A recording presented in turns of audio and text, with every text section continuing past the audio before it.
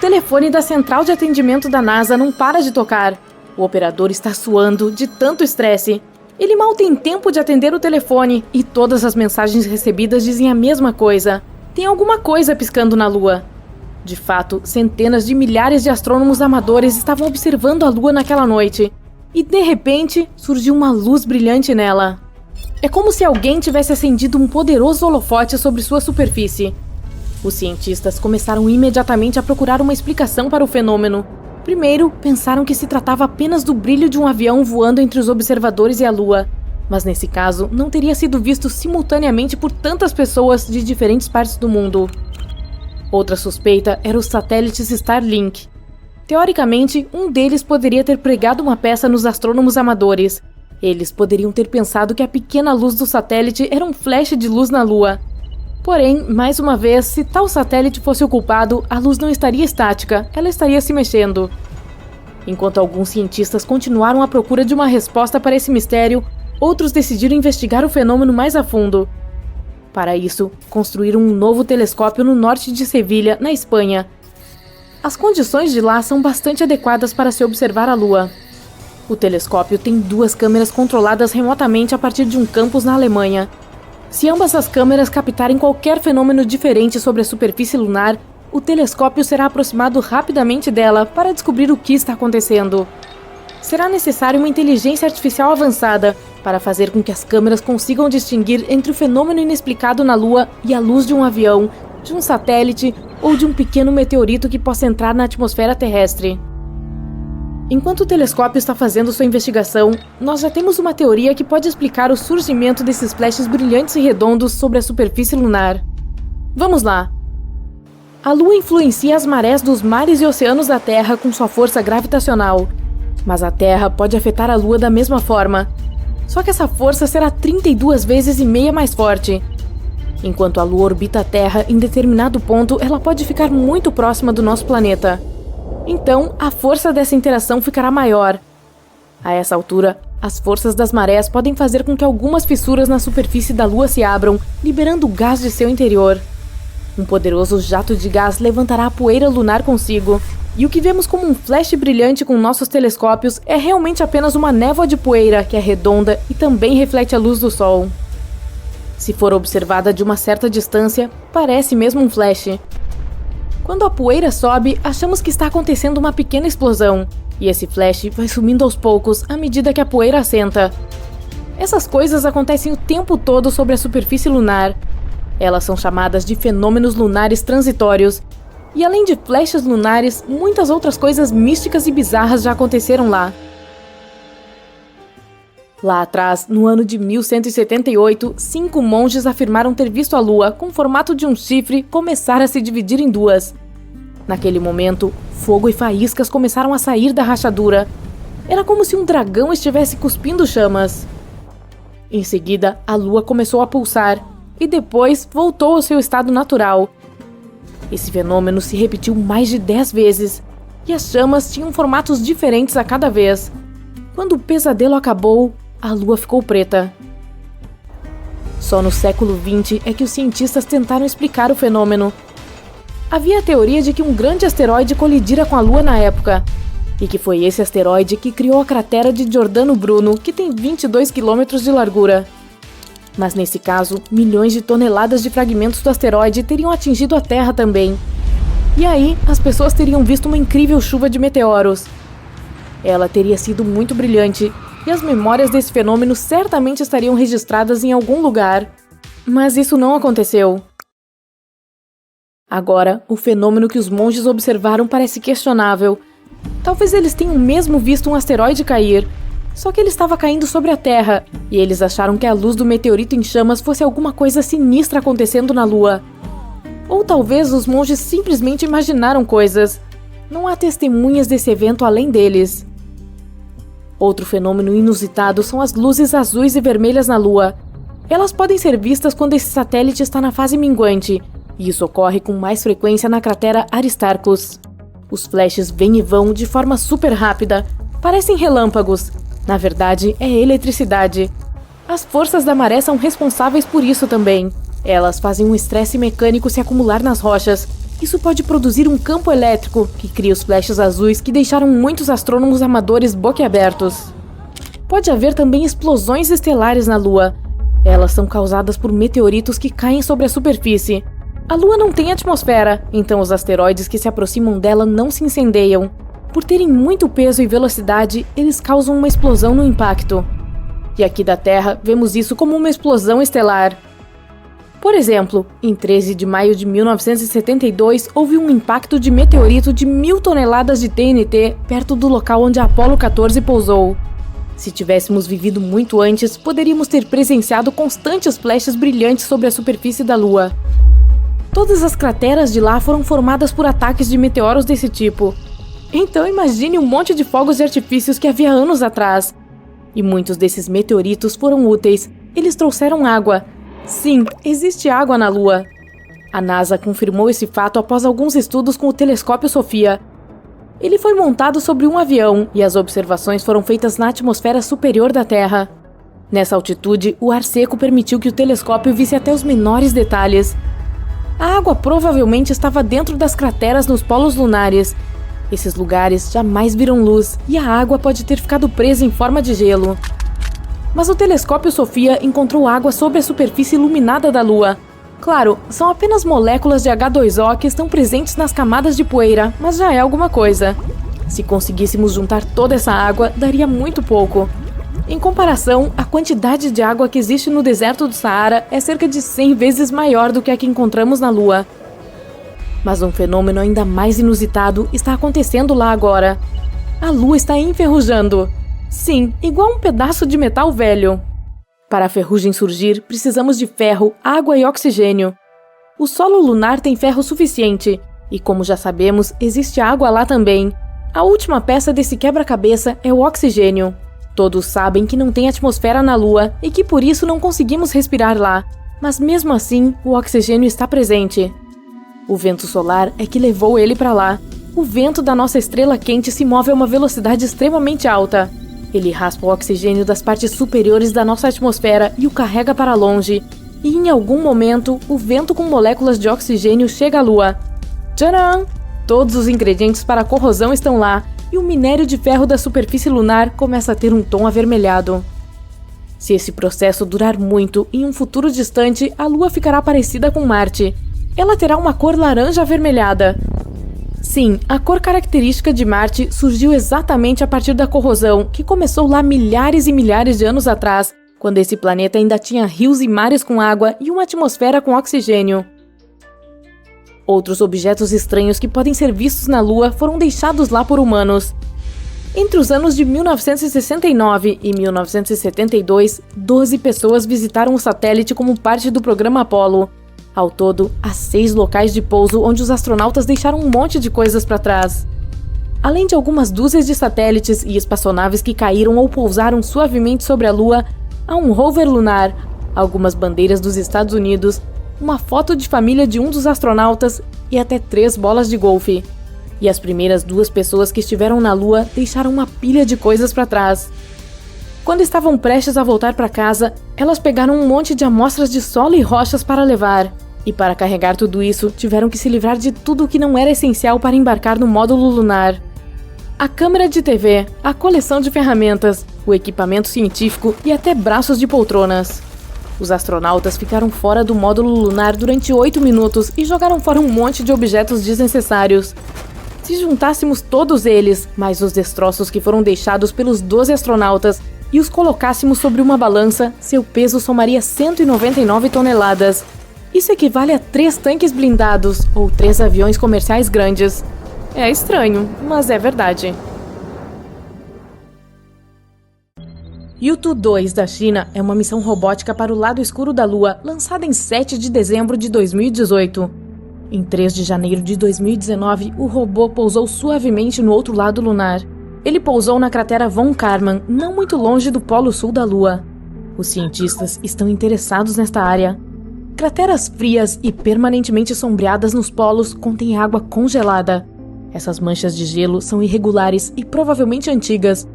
No sul, a maior parte da água congelada está concentrada em crateras, e no polo norte ela se espalha de forma mais esparsa. Em qualquer caso, este gelo pode ser usado quando uma missão tripulada de longo prazo pousar na Lua. De qualquer forma, vários dias depois que o rover U-2 pousa, ele fecha seus sistemas operacionais e hiberna durante sua primeira noite lunar. Ele acorda no dia 29 de janeiro de 2019. Todas as suas ferramentas funcionam normalmente. O rover viaja 120 metros durante o seu primeiro dia lunar completo. Um dia lunar dura cerca de 14 dias e uma noite lunar tem a mesma duração. Movimentar-se e explorar durante o dia e desligar durante a noite se torna a rotina do rover. É o 8º dia lunar quando o U-2 se depara com algo incrível. Essa descoberta faz com que os cientistas adiem todo o restante que havia sido planejado para a missão. Eles se concentram em descobrir o que é o estranho material encontrado pelo rover.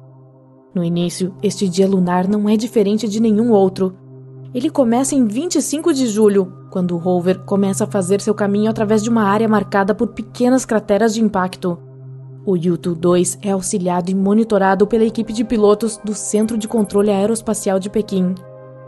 Em 28 de julho, a equipe está se preparando para desligar o rover para uma soneca do meio-dia. O Sol está alto no céu.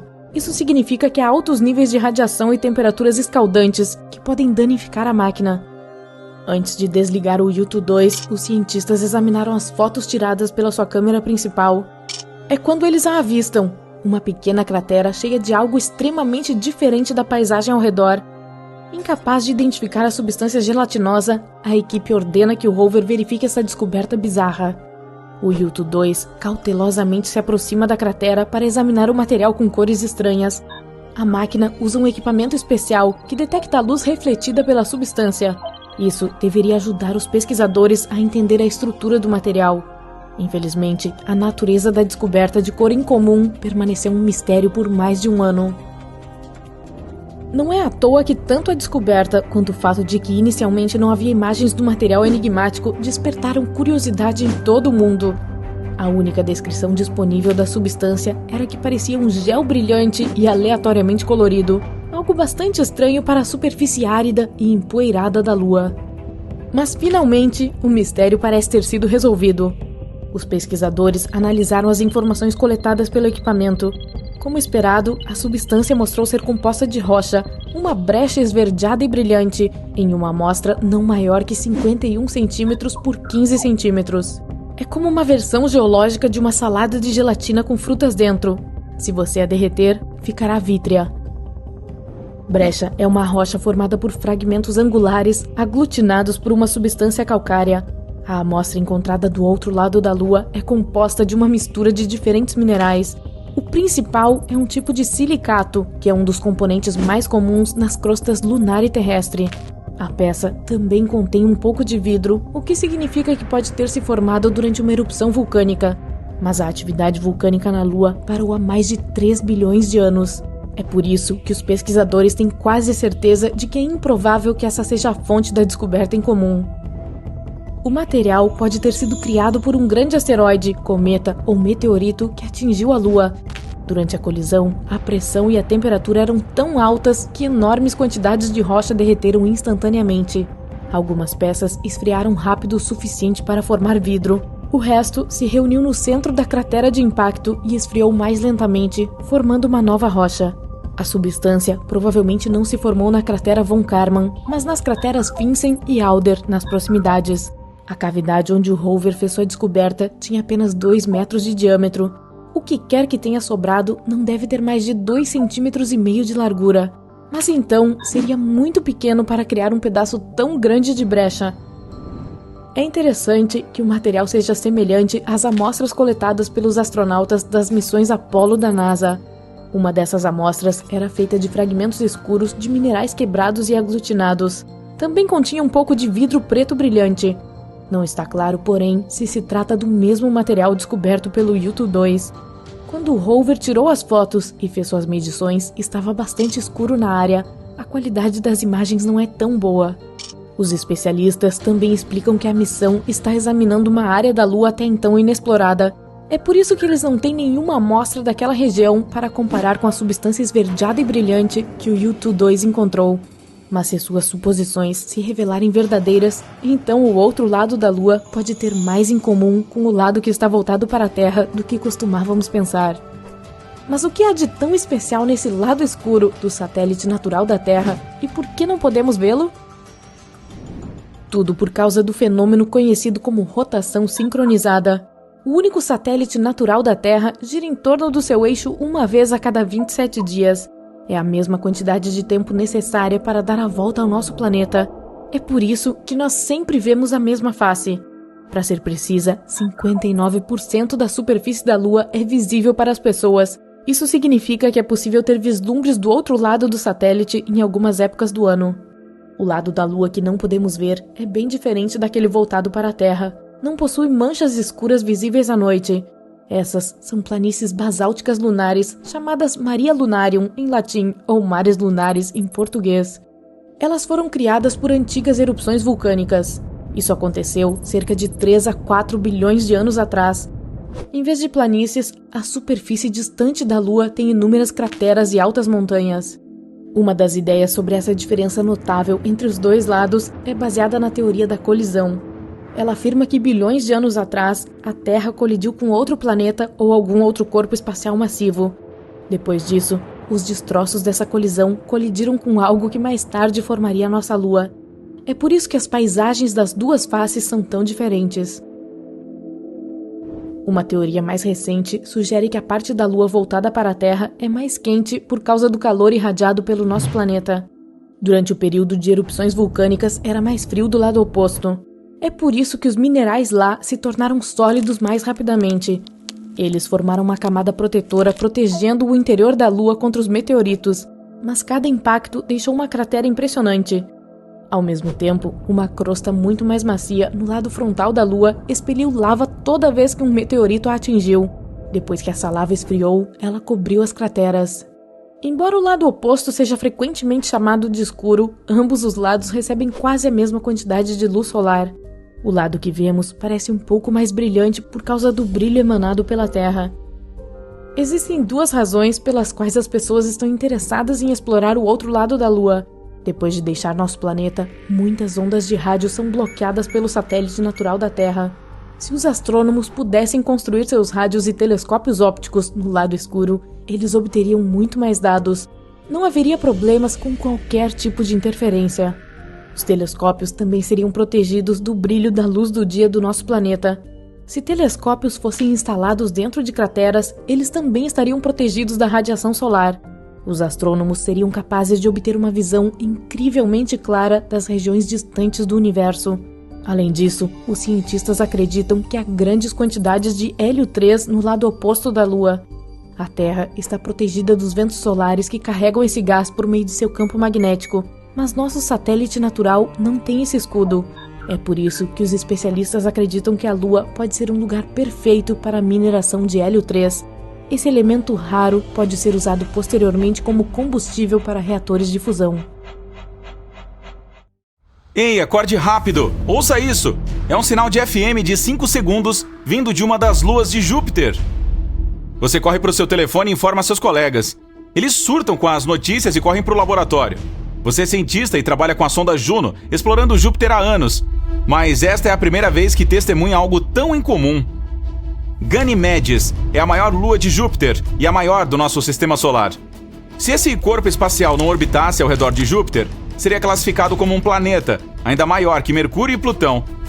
O que faz esta lua se destacar entre as outras é o fato de ter seu próprio campo magnético. Ganymedes nasceu há cerca de 4 bilhões e meio de anos. Isso significa que é tão antiga quanto Júpiter.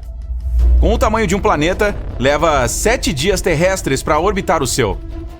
Todos se reúnem no laboratório, esperando pacientemente que você toque a gravação do sinal que vem do espaço. Seus colegas começam a tentar descobrir qual a origem desse som misterioso.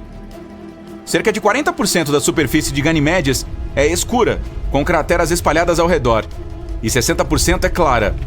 Existem informações que provavelmente foram causadas por atividade tectônica ou liberação de água vinda debaixo da superfície. Os cientistas conseguiram descobrir uma fina camada de oxigênio presa na atmosfera da Lua. As temperaturas lá são extremamente baixas, entre menos 110 e menos 130 graus. Não há muitas informações sobre como a Lua se comporta ou quais elementos químicos se escondem em seu interior. Alguns dos seus colegas tentam criar as mesmas condições que existiam quando o som foi transmitido. Por horas, eles ficam sentados esperando, mas nada. Talvez tenha sido um acaso. Você chega ao sistema de controle e ativa a espaçonave Juno. O ponto principal dessa missão é observar a gravidade de Júpiter, os campos magnéticos, a atmosfera e a evolução do planeta. A propósito, também há algumas evidências de que a maior lua de Júpiter também está evoluindo. Por ter um campo magnético ao seu redor, auroras surgem o tempo todo. Elas são gases brilhantes circulando os polos norte e sul do satélite. Se existisse vida num lugar assim, provavelmente estaria no fundo do oceano extremamente salgado de Ganimedes. Por muito tempo, os cientistas pensaram que o Sol era um componente crucial para o início da vida, mas agora sabemos que existem organismos que vivem nas profundezas dos oceanos e passam muito bem sem luz solar. Os oceanos no nosso planeta estão colaborando com algumas das criaturas mais bizarras de todas as formas e tamanhos. Os lírios do mar vivem a cerca de 3.000 metros abaixo d'água. Eles têm esse nome porque se parecem com flores, porém não são plantas e sim animais. Não se deixe enganar pelos caules e folhas, que são partes do corpo equipadas com terminações nervosas para detectar comida ao redor. Os tubarões duendes são provavelmente alguns dos tubarões de aparência mais esquisita que vivem no fundo do oceano. Eles podem crescer até 3,5 metros de comprimento e têm um focinho muito incomum. Agora olhe para o tamboril. Ele tem uma bolha bioluminescente na cabeça para atrair a presa e navegar pelo fundo do oceano escuro. É como uma lanterna natural que nunca precisa de pilhas novas. No entanto, apenas as fêmeas são equipadas com ela. O peixe-bolha é outro animal bizarro que vive lá embaixo. Ele habita os oceanos Atlântico, Pacífico e Índico, 2.700 metros abaixo da superfície. De qualquer forma, mesmo que você tenha pedido a todos que mantivessem a notícia confidencial, de alguma forma ela vazou para a mídia e se tornou a mais nova tendência. Você recebe uma ligação de uma emissora de notícias. Eles dizem que querem entrevistá-lo sobre essa descoberta que pode provar que existe vida no espaço sideral. No dia seguinte, vai até a emissora para falar sobre a sua descoberta. Há todo um público no estúdio observando ao vivo cada movimento seu, enquanto você estende a mão para pegar seu copo d'água. A equipe se apressa em fazer alguns ajustes de última hora antes de entrar no ar ao vivo. O maquiador dá algumas pinceladas finais. O engenheiro de som lhe pede para testar seu microfone mais uma vez. Vários dos produtores estão sentados nos assentos da frente. Luzes brilhantes estão inundando o estúdio. A contagem regressiva começa. 3, 2, 1 e... O anfitrião o apresenta e lhe pede para explicar o que ouviu. Você conta sobre a sonda espacial Juno orbitando Júpiter. Depois de algumas perguntas, o anfitrião finalmente faz a pergunta mais temida. Será que o som misterioso está vindo de outra civilização? Todos se inclinam esperando sua resposta. Você congela sem saber o que dizer. Mesmo que a pressão esmagadora no fundo do oceano seja 1000 vezes mais forte do que ao nível do mar, ainda existe vida lá. As algas, consideradas uma iguaria no mundo oceânico, estão fora do menu das criaturas do fundo do mar devido à falta de luz solar. Em vez disso, muitos desses habitantes das profundezas têm que comer as sobras que chegam lá das camadas superiores do oceano. As temperaturas congelantes e a pressão intensa alteraram as células dessas criaturas. Isso as tornou mais resistentes do que os peixes comuns. As bactérias estavam desenvolvendo suas próprias formas de sobrevivência. Estudos mostram que elas se alimentam de certos gases e produtos químicos, como o enxofre e dióxido de carbono. O metano e o hidrogênio são liberados quando as placas tectônicas se movem umas contra as outras, e algumas dessas bactérias se alimentam desses gases também. Os tardígrados, também conhecidos como ursos d'água, são criaturas microscópicas que podem viver e se desenvolver em condições extremas. Você pode encontrá-los em vulcões, geleiras congeladas e até mesmo no vazio do espaço, o que significa que algumas formas de vida podem realmente existir em Ganimedes. Você explica isso para o seu público. Em seguida menciona que não tem informações suficientes para determinar se foi outra civilização ou um fenômeno natural que produziu o som. Isso não significa que o fundo dos oceanos gelados de Ganimedes não esteja colaborando com suas próprias criaturas bizarras e estranhas. Pode haver algumas bestas lendárias como o Kraken ou o Leviatã lá, ou um estranho peixe brilhante com 2 cabeças, ou ainda com tentáculos e uma grande barbatana, caranguejos gigantes. As bactérias podem ser tão variadas quanto as nossas. As plantas, se houver, precisam ser fortes o suficiente para sobreviver a temperaturas abaixo de 0. Os animais da maior lua de Júpiter podem ser tão grandes quanto nossas baleias azuis ou tão minúsculos quanto o plâncton. Após a entrevista, você volta ao laboratório para examinar as gravações mais uma vez. No caminho para casa, vê cartazes com sua imagem e legendas como "Não estamos sós?" Ei, você se tornou uma celebridade. Muitas pessoas tiram fotos suas. Outras emissoras o chamam para dar mais entrevistas. Algumas revistas científicas até querem colocá-lo na capa como a pessoa do ano. Cada vez que vai para o trabalho, espera que o som apareça novamente, mas nada. Você envia um sinal da sonda Juno, tentando fazer algum tipo de contato com o que quer que produza o som, nada. Naquela noite apaga na sua mesa mais uma vez. Um momento eureka o acorda no meio da noite. Pode ser que tenha algo que você tenha perdido? Então, faz os cálculos novamente e percebe que a resposta estava na sua frente o tempo todo. Não foi outra civilização que produziu o som. A fonte foram os elétrons. Cada planeta produz seu próprio som. Ele se forma quando partículas carregadas do vento solar e da magnetosfera do planeta interagem umas com as outras. Foi o que aconteceu em Ganimedes. Os elétrons no seu campo magnético, onde a sonda captou o sinal, estavam agindo de forma mais estranha do que o normal. E isso amplificou algumas frequências irregulares. Você fica constrangido e passa o resto da noite dando telefonemas, contando as novidades para sua equipe. A emissora que o entrevistou divulga um comunicado. Eles explicam que outras civilizações não estão tentando nos contatar. Você se recosta em sua mesa, esperando a próxima grande coisa acontecer. Europa é outra das luas de Júpiter que pode ter vida. Ela é formada por um núcleo de ferro, um manto e um oceano salgado, com o dobro do volume de todos os oceanos da Terra. E assim como Ganimedes, o oceano se encontra sob uma crosta de gelo de água. Os cientistas afirmam que pode até haver vulcões ativos lá. E algumas bactérias existentes podem viver ali também. Com água suficiente, certos produtos químicos e uma fonte de energia, Europa poderia produzir vida. Mas é improvável que encontremos algo além de minúsculos micróbios. A superfície da Lua tem milhões de crateras, mas algo mais chamou muita atenção nela. Um buraco gigante e raro que parece ser um tubo. Ele foi encontrado quando o orbitador lunar japonês estava coletando dados no entorno dessa clarabóia lunar, que é a entrada do tubo. Os pesquisadores encontraram um padrão de eco específico que sugeria que havia uma área oca. Eles descobriram mais padrões de eco em alguns lugares perto do buraco, então pode haver mais tubos lunares lá. Mas nesse tubo grande, daria para colocar um campo de futebol inteiro, que o buraco poderia engolir todo, ou até mesmo uma grande cidade dos Estados Unidos, como Filadélfia. Ele tem um formato irregular de 130 metros de diâmetro. Os cientistas acham que pode haver cavernas secretas, um sistema de túneis ou um país das maravilhas geológico inteiro sob a superfície. Pode ser um bom abrigo para astronautas que pousam na Lua, ou mesmo um porto para uma colônia lunar. Ninguém conseguiu ficar na Lua por mais de 3 dias devido às condições de lá. Ela tem uma ampla gama de temperaturas, baixa atmosfera e nenhum campo magnético que protegeria a vida na superfície de coisas como radiação ou fortes raios solares. Os astronautas usam trajes espaciais, mas estes não os protegem por longos períodos de tempo, mas um tubo de lava poderia. Quando um fluxo de lava esfria, ele vira uma crosta dura que depois fica mais espessa e forma uma cobertura sobre a mesma lava. Ela continua a fluir, mas quando para, o canal pode drenar, o que resulta em um tubo vazio. Nosso planeta também tem tubos de lava, mas eles não são tão grandes quanto o encontrado na Lua. Existe um tipo especial de árvore chamado Árvore da Lua. Ela é cultivada a partir de sementes que foram levadas ao espaço durante uma das missões e depois retornaram para a Terra. Você pode encontrar essas árvores em diferentes lugares do mundo, inclusive no Brasil. A Terra é 27% maior que a Lua e muito mais massiva. Nossa gravidade é mais forte. Se você deixar cair uma pedra na Terra, ela cairá mais rápido do que se fosse na Lua.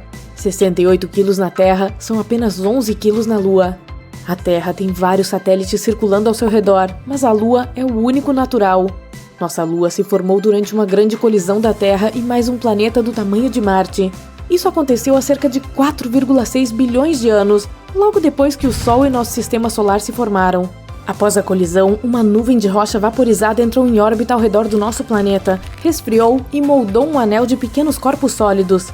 Mais tarde, eles se juntaram e se tornaram a Lua, deixando crateras como lembrança dessa colisão. Se você estiver na superfície da Lua, a sua sombra será mais escura do que na Terra. Isso ocorre pois não há atmosfera para espalhar a luz e criar sombras mais claras. Uma das luas de Júpiter tem centenas de vulcões e erupções bárbaras, às vezes jorrando fuligens a 400 mil quilômetros na atmosfera. Essas erupções acontecem por causa da gravidade extremamente forte a que esta lua está exposta. Seu interior tensiona e relaxa nos períodos em que se aproxima e se afasta de Júpiter, o que gera energia suficiente para atividades vulcânicas insanas. E não são apenas os planetas, até mesmo corpos espaciais muito pequenos às vezes têm luas. Em 1993, pesquisadores descobriram um asteroide de 32 km de largura e sua lua de aproximadamente 1,5 km de largura. É necessário um brilho de 400 mil luas para equilibrar com o brilho da nossa estrela central, o Sol. A Lua reflete a luz que recebe do Sol, mas não produz a sua própria. Esse brilho depende do ângulo entre a Lua, a Terra e o Sol. Nossa Lua fica a cerca de 32 terras de distância de nós e a 29 terras quando mais próxima. Quando a noite está mais clara, parece que dá para tocar a lua cheia, mas se você quisesse fazer isso, teria que viajar até 400 mil quilômetros. Entretanto, a água na Lua, não poças ou lagos, mas grânulos de água congelada que existem em partes onde a sombra é permanente, perto dos polos lunares. Os cientistas acham que a água surgiu na Lua há muito tempo, durante um período em que ela e a Terra foram constantemente atingidas por asteroides e cometas que continham água congelada. Esse processo pode até ter nos ajudado a formar nossos próprios lagos e oceanos, não apenas a água congelada da Lua. Pesquisas mais recentes dizem que o interior da Lua já tinha água e que ela foi para a superfície durante atividades vulcânicas. E o mesmo pode ter acontecido no nosso planeta também. Das 200 luas no nosso sistema solar, a nossa é a quinta maior. A lua de Júpiter, Ganimedes, é a maior, quase 1,5 vezes maior que a nossa. A Apollo 11 foi a missão em que a humanidade pousou pela primeira vez na Lua. Foi um momento muito importante, transmitido para o mundo todo. Mas ele quase foi interrompido por uma grande tempestade de vento que estava acontecendo na Austrália naquela época. O Observatório Parkes foi instalado lá para ser usado na obtenção dos sinais de transmissão do nosso satélite. A Lua não é um círculo perfeito. Ela tem mais a forma de um ovo, com a extremidade mais grossa apontando para nós. Essa forma é derivada da sua rotação. A lua cheia pode te manter acordado. Estudos mostraram pessoas que tinham o sono menos profundo e demoravam mais para adormecer durante o período de lua cheia. Não era por causa do brilho dela, mas do ciclo lunar que influencia nosso relógio biológico interno. A cada ano, a Lua está se afastando da Terra por causa da interação entre a força gravitacional lunar e nossos oceanos. Em um ano, ela se move cerca de 4 centímetros, o que significa que em cerca de 600 milhões de anos estará 23.500 quilômetros mais distante da Terra do que está agora. Esse número não é acidental, esse é o momento em que os eclipses solares totais vão parar de acontecer. Faz algumas décadas que a humanidade não pisa na Lua, mas as pegadas ainda estão novinhas, pois não venta lá. Então, essas pegadas podem ficar lá por milhões de anos. A Lua tem seu próprio fuso horário denominado Horário Lunar Padrão. O tempo é diferente por lá, então um ano é dividido em 12 dias, considerando que cada um é tão longo quanto um mês nosso. Os dias receberam o nome de astronautas que caminharam na Lua. O calendário lunar começa no momento em que Neil Armstrong pisou lá, em 1969. Existem possíveis fontes de energia para os seres vivos em uma das luas de Saturno. Ela tem um oceano sob a superfície e pode apresentar algumas reações químicas semelhantes às que ajudam certas formas de vida no nosso planeta a sobreviverem. A Lua tinha vulcões ativos, provavelmente durante a época dos dinossauros. A lava derretida endureceu em sua superfície há bilhões de anos, o que ajudou a criar crateras lunares únicas, mas os vulcões estão adormecidos há muito tempo. A Lua tem terremotos, ou melhor, lunamotos. Assim como nosso planeta, a Lua também tem uma crosta que passa por mudanças e deslocamentos. Os tremores ocorrem quando a crosta aquece e se expande, ou podem até ser causados por impactos de meteoritos. Lunamotos não são tão fortes quanto terremotos, mas podem durar muito mais tempo, já que a Lua não tem água suficiente para evitar vibrações sísmicas. A Lua tem uma grande variação de temperaturas, pois não tem atmosfera. Durante o dia, pode chegar a 93 graus Celsius, mas nos seus polos, a temperatura fica em torno de 240 graus negativos. Em 2019, astronautas descobriram um estranho fenômeno espacial. A Lua estava cruzando na frente do Sol e, em um momento, parecia que havia parado e depois começado a se mover para trás. É a mesma ilusão de ótica de quando você está dirigindo na rodovia e passa por um carro mais lento que você. Em um momento, conforme você avança, pode parecer que está indo para trás. A crosta lunar não é igualmente espessa em todas as suas partes. Algumas têm até 60 quilômetros de espessura, enquanto outras são muito mais finas. A Lua por si só não muda de cor. Quando a luz solar atravessa a nossa atmosfera, ela se reflete na luz e nos faz vê-la como rosa ou vermelha. Às vezes, partículas de poeira são lançadas na atmosfera e, em combinação com a luz do Sol, dão à Lua um brilho alaranjado. A Lua não tem um lado escuro, há apenas um lado distante que não conseguimos ver da Terra. Ela gira em seu eixo uma vez e faz um círculo ao redor da Terra ao mesmo tempo. É por isso que vemos apenas uma face dela o tempo todo. Todos os planetas do nosso sistema solar têm pelo menos uma lua, exceto Mercúrio e Vênus. Mercúrio tem menos massa que o nosso planeta, então a gravidade dele é menor que a nossa, cerca de 38% da gravidade da Terra. Isso significa que 45 quilos na Terra seriam 17 em Mercúrio. Por causa da gravidade mais fraca e por estar tão perto do Sol, Mercúrio não poderia ter sua própria lua. Provavelmente ela colidiria com Mercúrio, ou mesmo entraria em órbita ao redor do Sol, e algum dia até seria puxada para dentro dele. Vênus provavelmente não tem sua lua porque também está muito perto do Sol. Imagine um mundo parado e congelado. Ele é antigo, cerca de 4,5 bilhões de anos. Mal é aquecido pelos raios do Sol e coberto por uma espessa camada de gelo. É menor que a nossa Lua, mas um pouco maior que Plutão. Seu nome é Europa, a sexta lua de Júpiter e uma das maiores do Sistema Solar. Mas o mais legal desse lugar distante pode hospedar vida. Os astrônomos consideram este um dos locais mais promissores do Sistema Solar para a busca de novas formas de vida. Tudo porque este satélite tem um enorme oceano de água salgada com uma profundidade de 65 a 160 quilômetros. Sim, está escondido sob uma camada de gelo estimada em 15 a 30 quilômetros de espessura. Mas ainda é potencialmente habitável. Os astrônomos afirmam que plumas de água irrompem de rachaduras na casca de gelo e liberam o conteúdo do oceano da Lua no espaço. Claro, será um desafio para qualquer missão em busca de vida acessar um ambiente tão profundo. Pelo lado positivo, os cientistas já têm algumas evidências de que existem piscinas muito mais rasas que provavelmente ficam muito mais próximas da superfície da Lua. Elas podem estar localizadas a menos de 1,5 km sob o gelo. E há duas grandes coisas sobre esta notícia. Em primeiro lugar, aumenta as chances de vida existente em Europa. E em segundo, se for verdade, pode tornar mais fácil para futuras missões encontrarem essas formas, se houver alguma. Curiosamente, a nova descoberta a respeito dessas piscinas rasas surgiu por pura sorte. O cientista que lidera a pesquisa, Riley Kohlberg, acidentalmente viu uma apresentação de seu colega, um pesquisador planetário. Esse cara mostrou uma imagem de cristas duplas na superfície de Europa, e Kohlberg lembrou-se de ter visto cristas semelhantes na Terra. Mas enquanto tais informações são raras por aqui, elas são muito mais numerosas naquela lua. Os estudos seguintes sugeriram que as cristas na lua de Júpiter podem ser o resultado de um ciclo específico, semelhante ao da Terra. Nele, a água líquida congela e depois descongela dentro de uma camada de gelo, que é um ambiente de alta pressão. Isso faz com que a folha se mova para cima repetidamente, criando uma estrutura de dois picos. Ou pelo menos é o que acontece na Terra. Se os processos em Europa forem semelhantes, pode-se comprovar a presença de águas rasas no satélite. Claro, a temperatura, a pressão e a química são muito diferentes por lá. E os cientistas ainda não sabem como o gelo se comporta no local. É por essa razão que não conseguem entender a profundidade ou o tamanho dos bolsões de água ou quanto tempo é necessário para que congelem novamente. Mas o que está mais ou menos claro é que tais ambientes sob o gelo em Europa provavelmente estão protegidos da forte radiação de Júpiter que atinge a superfície do satélite, o que, por sua vez, aumenta as chances de existir vida em Europa.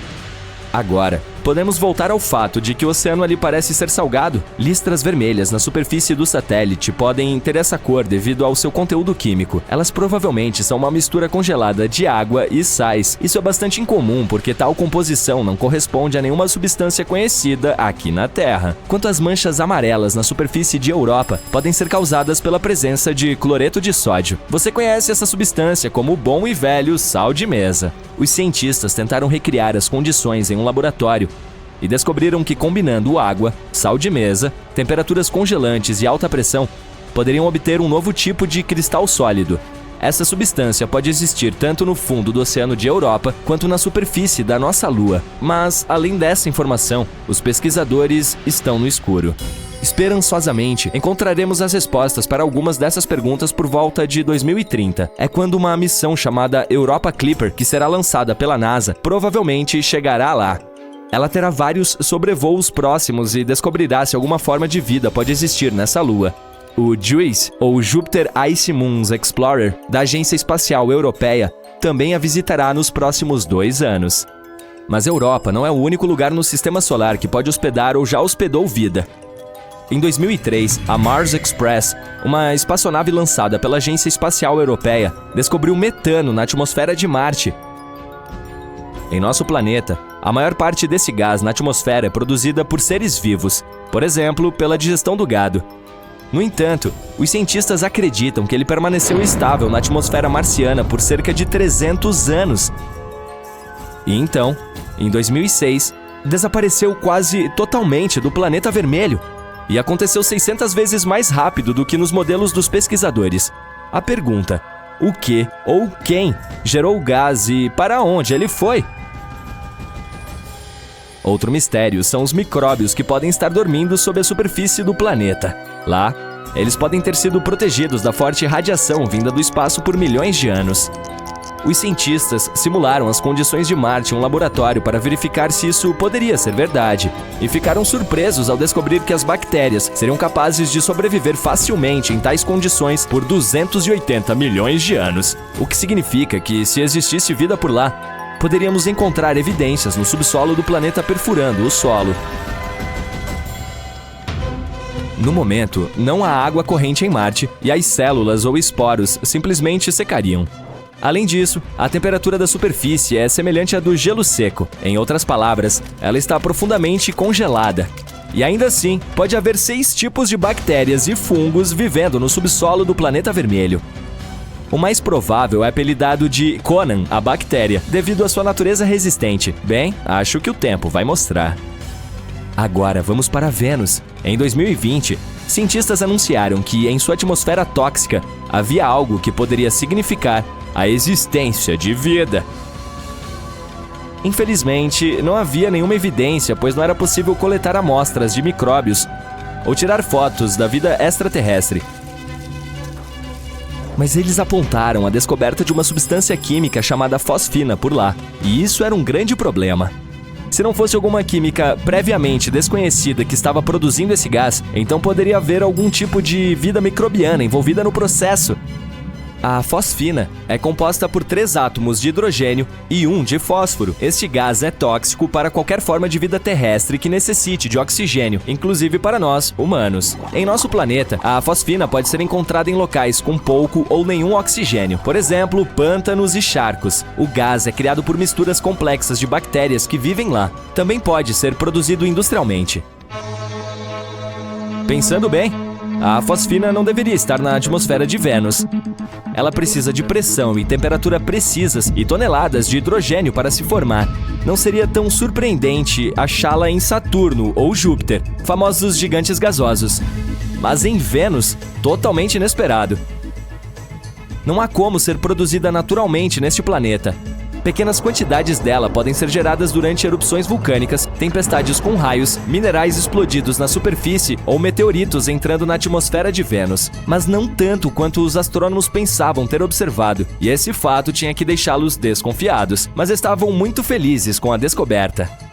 Eles provavelmente pensaram que isso significava que poderia haver vida em Vênus, só que mesmo que esse gás tenha sido criado por alguns organismos misteriosos, seria uma grande questão como sobreviveram no planeta.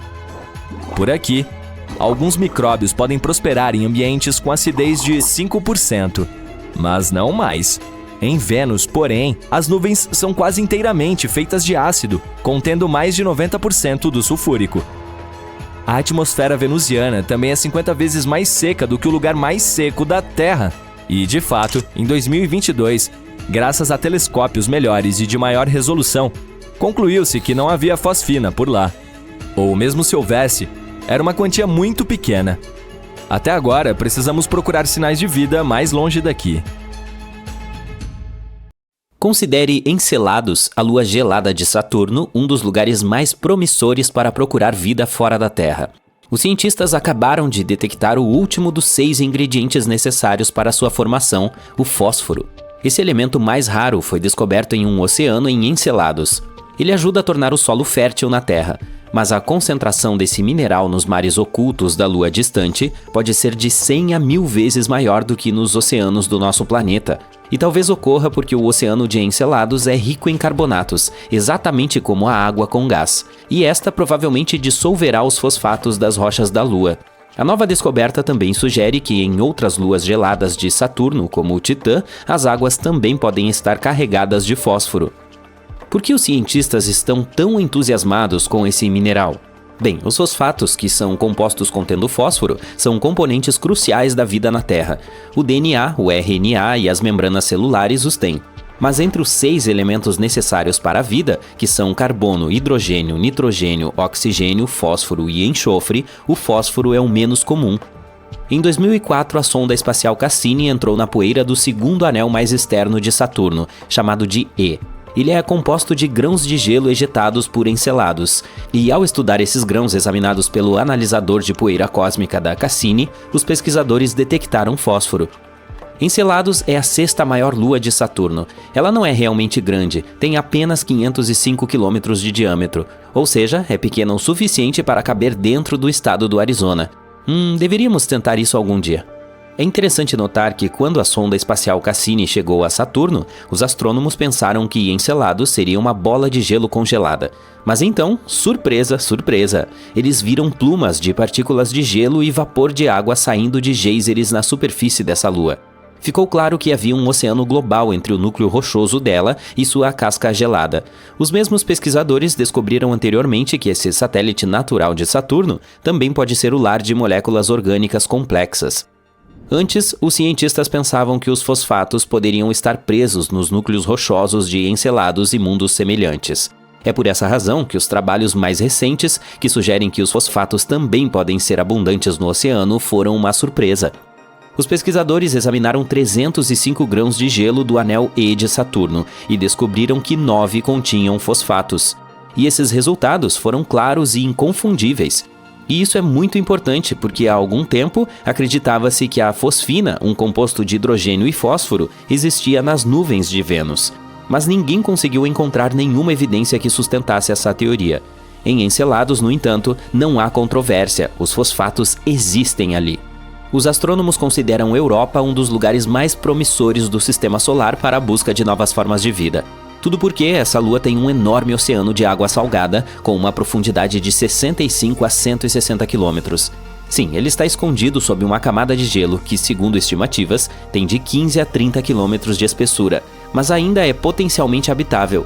Os pesquisadores afirmam que plumas de água irrompem de rachaduras na camada de gelo e liberam o conteúdo do oceano da Lua no espaço. É claro que será um desafio para qualquer missão em busca de vida acessar um ambiente tão profundo. Pelo lado positivo, os cientistas já têm algumas evidências de que existem fontes muito mais rasas que provavelmente estão muito mais próximas da superfície da Lua. Elas podem estar localizadas a menos de 1 quilômetro de profundidade sob o gelo.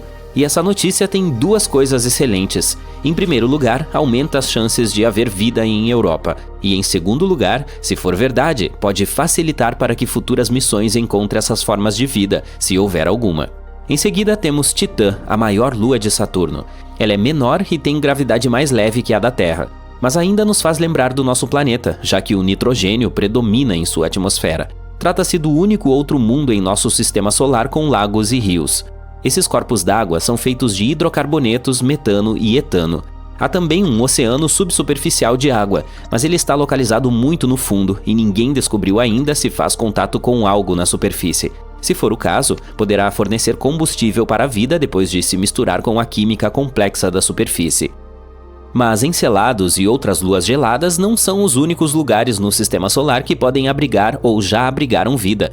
Em 2003, a Mars Express, uma espaçonave lançada pela Agência Espacial Europeia, descobriu metano na atmosfera de Marte. Em nosso planeta, a maior parte desse gás na atmosfera é produzida por criaturas vivas. Por exemplo, o gado que digere o alimento e emite, você sabe, gás. Entretanto, os cientistas acreditam que o metano permaneceu estável na atmosfera marciana por cerca de 300 anos. E então, em 2006, desapareceu quase totalmente do planeta vermelho, e aconteceu 600 vezes mais rápido do que os modelos dos pesquisadores previam. A questão é, o que ou quem gerou o gás e para onde ele foi? Outro mistério por lá são os micróbios que podem estar dormindo sob a superfície de Marte.